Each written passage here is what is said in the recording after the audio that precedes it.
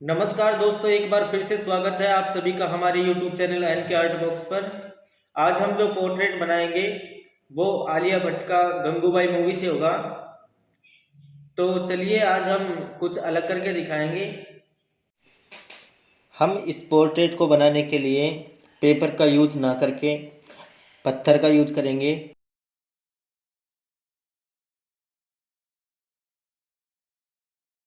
Outline को मैं confirm करने के बाद जो आईब्रो है उसमें 2B पेंसिल से पहली लेयर चढ़ाऊँगा। 2B पेंसिल का यूज़ बिल्कुल हल्के हाथ से करेंगे, चाहे आप स्टोन पे बनाओ या पेपर पे बनाओ, कभी भी आप पेंसिल का यूज़ करें तो बिल्कुल हल्के हाथ से करें। पहली लेयर या सेकंड में जहाँ डार्क एरिया है वहाँ 4B पेंसिल का यूज़ ले, जहाँ लाइट एरिया है वहाँ 2B बिल्कुल हल्के हाथ से। अब हम कॉर्निया में मैकेनिकल पेंसिल का यूज़ करेंगे। मैकेनिकल पेंसिल से जो आउटलाइन कंफर्म करके थोड़ा डार्क करते हैं और बिल्कुल छोटी छोटी बातों का ध्यान रखते हुए आँख को अच्छे से ड्रॉ करना है। तो गाइस मैं पहली बार बना रहा हूँ पत्थर पे, तो पत्थर पे बनाने में थोड़ा मुश्किल तो खैर होगा ही, क्योंकि जो हमें हैबिट है और बनाने की, तो इसमें थोड़ा टेक्सचर अलग से आता है।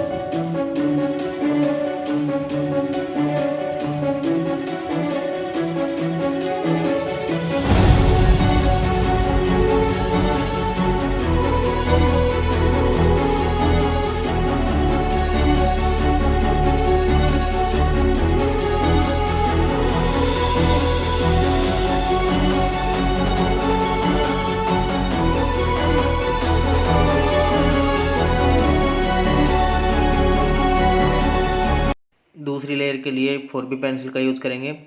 4B पेंसिल से हल्के हल्के आईब्रो को डार्क करेंगे। डार्क करने के बाद उसे ब्लेंड करेंगे। ब्लेंडिंग के लिए मैंने एक स्टिक है प्लास्टिक की, उससे ब्लेंड कर रहा हूँ, क्योंकि पत्थर पे ब्लेंड करने के लिए अगर हम किसी और टूल का प्रयोग करेंगे तो उससे पूरा चारकोल या फिर ये पेंसिल की जो जो डार्कनेस है वो उसी के साथ आ जाती है। तो इसके लिए मैंने एक प्लास्टिक का वो लिया है जिससे ब्लेंड कर लूँ। अब धीरे धीरे मैं शैडो दूंगा।